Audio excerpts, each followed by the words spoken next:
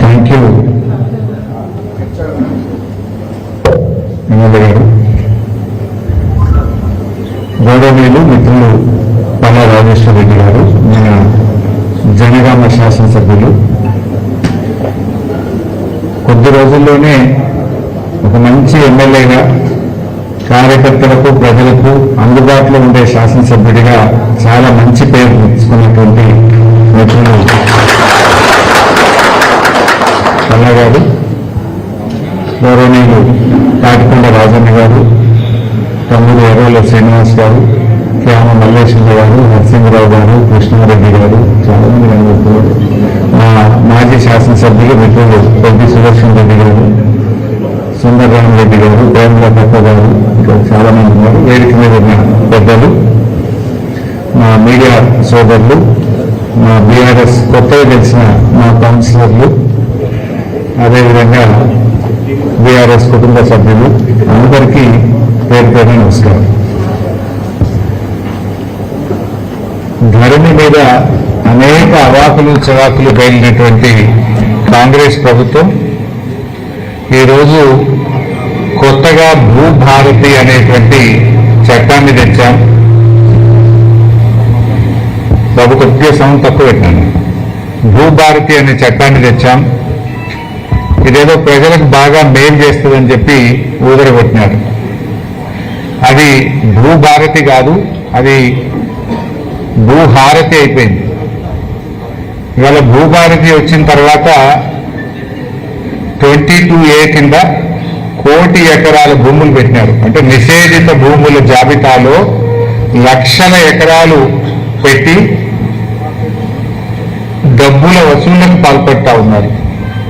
స్వయంగా ఆయన ఒకఆయన ఉంటాడు, ఏది పేలని బాంబుల శాఖ మంత్రి, తుసు బాంబులు ఉంటాయి, పేలని బాంబుల శాఖ మంత్రి పొంగులేటి, ఆయన నుంచి మొదలుకుంటే మండల స్థాయి వరకు కూడా నిషేధిత భూముల జాబితాలో పెట్టి ఇవాళ ప్రజల ఉసురు పోసుకుంటా ఉన్నారు. ఆనాడు మీరేం చెప్పిండ్రు, నిషేధిత భూములన్నీ తీసేస్తామని చెప్పి ఇవాళ 1 కోటి ఎకరాలు దాటింది నిషేధిత భూముల జాబితా. అది బయట పెట్టండి. హైకోర్టు కూడా చెప్తుంది నిషేధిత భూముల జాబితాను ఆన్లైన్లో పబ్లిక్ డొమైన్లో పెట్టండి అని. నిజాలు ప్రజలకు తెలుస్తాయి కదా, ఏది పెట్టిండ్రు ఏది పెట్టలేదో తెలుస్తుంది కదా. ఎందుకు నిషేధిత భూముల జాబితా ఆన్లైన్లో పెట్టలేరు?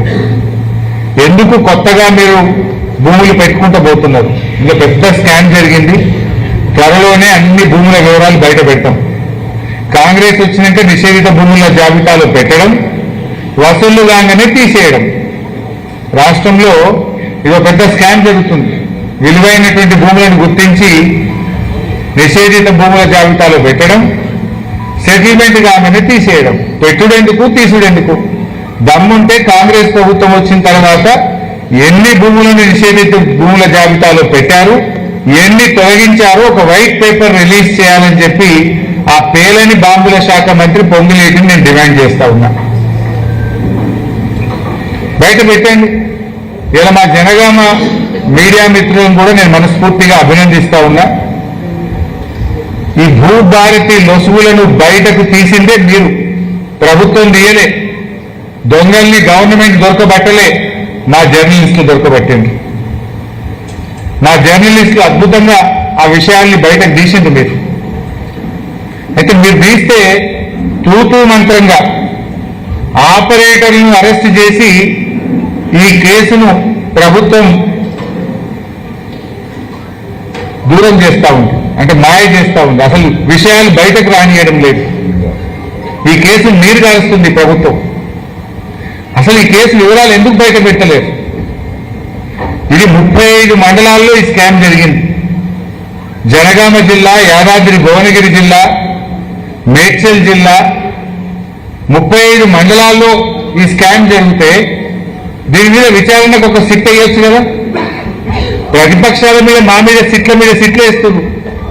కేసీఆర్ గారిను బీఆర్ఎస్ పార్టీ నాయకులను ఇబ్బంది పెట్టడానికి మా మీద మాత్రం సిట్ల సిట్లు వేస్తున్నారు. ప్రతిపక్షాల మీద కమిషన్లు వేస్తున్నారు. విద్యుత్ కమిషన్, కాళేశ్వరం కమిషన్, మా గౌరవ శాసనసభ్యులు కౌశిక్ మీద సిఐడి వేసింది. బీఆర్ఎస్ నాయకులను వేధించడానికి సిట్టులు, సిఐడిలు, కమిషన్లు, అక్రమ కేసులు, అరెస్టులు బీఆర్ఎస్ మీద చేస్తారు. ఇలా రాష్ట్ర ప్రభుత్వ ఖజానాకే చిల్లు కొడతా ఉంటే, ఖజానాను కొల్లగొడతా ఉంటే, 35 మండలాల్లో స్కామ్ జరిగితే దీన్ని ఇప్పటి వరకు బయటకు ఎందుకు తీయడం లేదు? దీని మీద సిఐడి విచారణను ఒక సిట్టో వేసి దొంగల్ని దొరకబెట్టాలనా వద్దా? ఏం చేస్తున్నారు? సింపుల్ గా 35 మండలాల్లో కేసు జరిగితే 48 మంది మీద ఎఫ్ఐఆర్ చేసిండ్రు, ఓ 15-16 మందిని అరెస్ట్ చేసిండ్రు, ఈ కేసు మీరు రాసేసిండ్రు. అసలు విషయాలు బయటకు వస్తలేవు.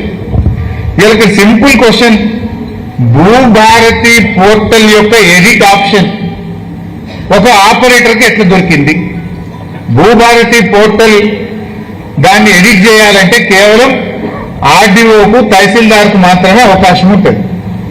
ఇవాళ ఈ కేసులో డబ్బులు కట్టేటువంటి డబ్బులను 10% చూపించి ఆ ఎడిట్ ఆప్షన్ ఒక ఆపరేటర్ ఎట్లా చేసిండు? ఆపరేటర్ చేతికి ఆ కోడ్ ఎట్లా పోయింది? ఆపరేటర్ ఏ రకంగా ఎడిట్ ఆప్షన్ చేసిండ్రు అంటే దీని వెనుక కాంగ్రెస్ నాయకులు ఉన్నారు, దీని వెనుక అధికారులు ఉంటేనే ఇది సాధ్యమవుతుంది. ఎందుకంటే ఒక ఆపరేటర్కి అంత ధైర్యం ఉండదు, ఒక ఆపరేటర్కు ఎడిట్ ఆప్షన్ చేసే అవకాశం ఉండదు. ఒక ఆపరేటర్ ఇదంతా చేసిందంటే డెఫినెట్ గా దీని వెనుక అధికార పార్టీ నాయకులు ఉన్నారు, పెద్ద పెద్ద అధికారులు కూడా ఉన్నారు. అయితే ఈ విషయాలు బయటకు రాకుండా ఉండడానికి, అధికార పార్టీ నాయకుల పేర్లు బయటకు రాకుండా ఉండడానికి, ఏ అధికారులు దీంతో కుమ్మక్కయ్యారో అది బయటకు రాకుండా ఉండడానికి నామమాత్రంగా ఆపరేటర్లను అరెస్ట్ చేసి అనిపించేసింది. మేము ప్రభుత్వాన్ని డిమాండ్ చేస్తున్నాం, అసలు ఇది ఎన్ని జిల్లాల్లో జరిగింది, ఎంత నష్టం రాష్ట్ర ప్రభుత్వ ఖజానాకు జరిగింది, దీని వెనుక ఎవరెవరు ఉన్నారు, అన్ని విషయాలు తేలాలంటే వెంటనే ఒక సిట్ వేయాలని మేము డిమాండ్ చేస్తా ఉన్నాం.